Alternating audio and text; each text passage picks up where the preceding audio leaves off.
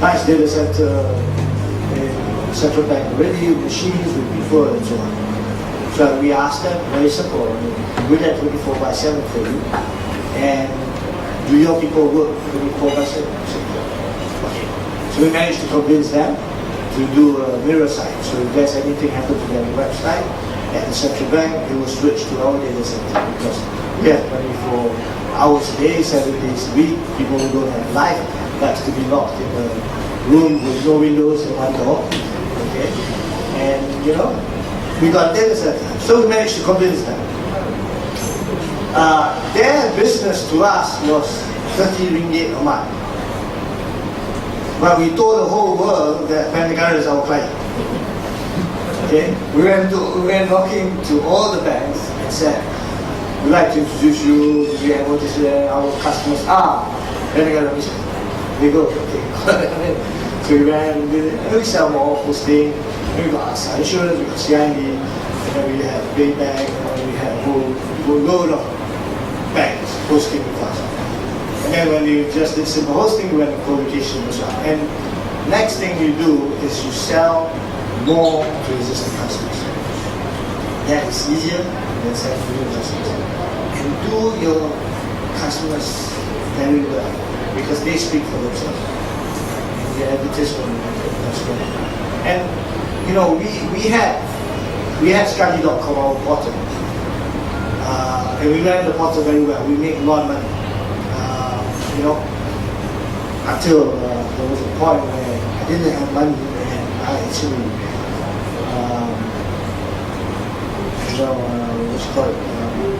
actually took my father's credit card to pay for people's salaries for him loading it. Okay? Because I was desperate. People were getting away. And I know I can pay because Intel, Motorola, okay, the likes of McDonald's, the likes of Salem was advertising on my portal. Okay? So I took the card and I went for cash advance and I remember that I was supposed to pay the next day. But I forgot. My father was in Brunei and he was paying for dinner and he got rejected. He was really pissed. And he found out and I explained. He didn't talk to me for a week. I wasn't allowed to go to the house for about a month. So there goes my free dinner. So, but you gotta have guts to go do things like this. And we did. And but he understood, and we paid him back. And I said, okay, I'm gonna pay you interest too. And then he took the interest. I was hoping he didn't take the interest. But he took the interest. And he probably took punishment. But we paid him back, and because I know there was customers coming in. And this Skali.com business we had to shut down, our portal business. Because everybody remember Ketchup? Ketchup, yeah. They had millions of budget. Their founders were better looking than us. They were better suits and so on.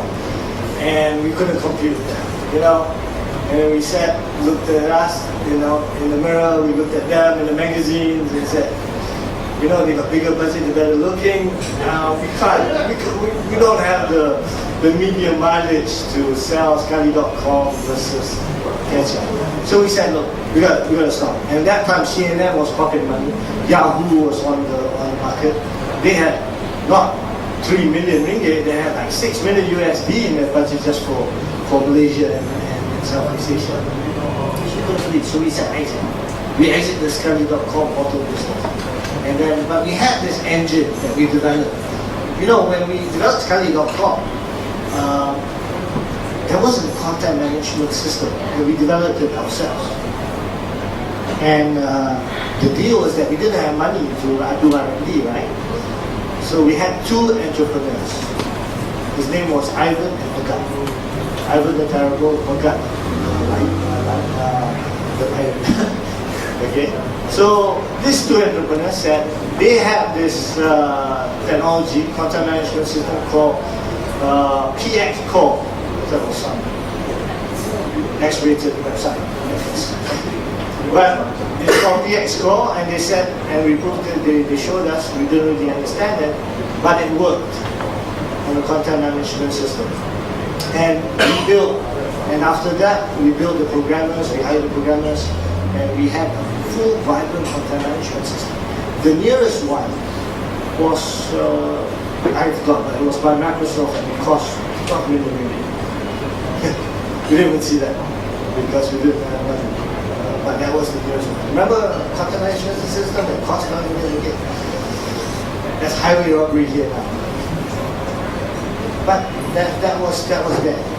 And we had that business, and when we shut down the portal, we said we're going to sell this engine as a license to people who don't have content management system, who have hard-coded websites. And here is our content. And we sold it. Our price was about 300,000 ringgit per license. And we did it well. Our first customer was an Islamic development bank. And we did it so well that after that, then the guy said, hey, we're a hosting partner, we've got this content management system, why don't we use yours? And then came EPF, and then came a whole load of other customers, but it started one after another. Now the key thing is that a lot of entrepreneurs miss is that they want to do everything all at once. They want to say that, okay, I need to finance I need to have bread and butter. It's fine to have bread and butter, but you need to focus on the core. That bread and butter that you have, you need to allocate money so that you develop your core and start it. And the biggest thing that I did, that I was very happy to do, is that I did not have any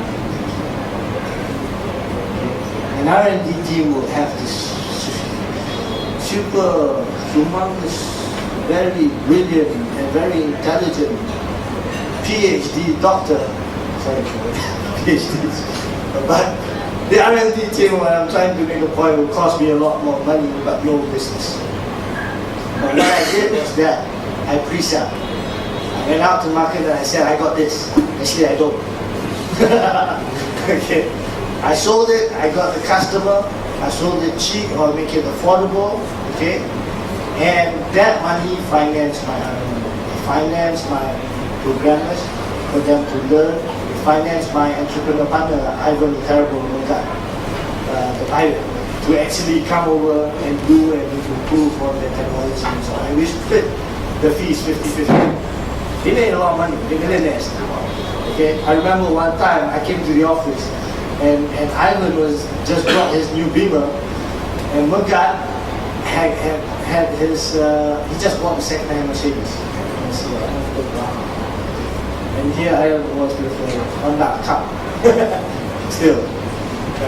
But I was happy that I made millionaires out of my partners. And they did well. Okay? Okay, they were only 4 people. That's probably why they can afford. But we were selling to Bangalore, you know, at licensing fee of 200,000. And every time, okay, we secure a project, 100,000 went to them. Okay, and we were doing what? 6, 8 licensing a year? Because 800,000 we financed 4 people.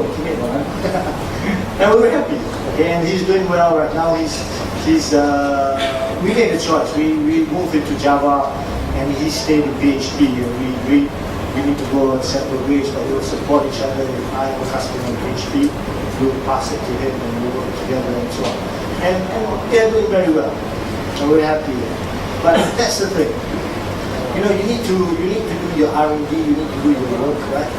And the thing is that the best R&D is when you have a customer who's difficult actually. Because Bangalore and all these IDB, they were demanding.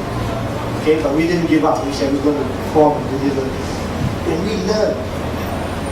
And in fact, okay, to be honest with you, there was an investor who would invest in us, and he said to us, he said, Tengku Farith,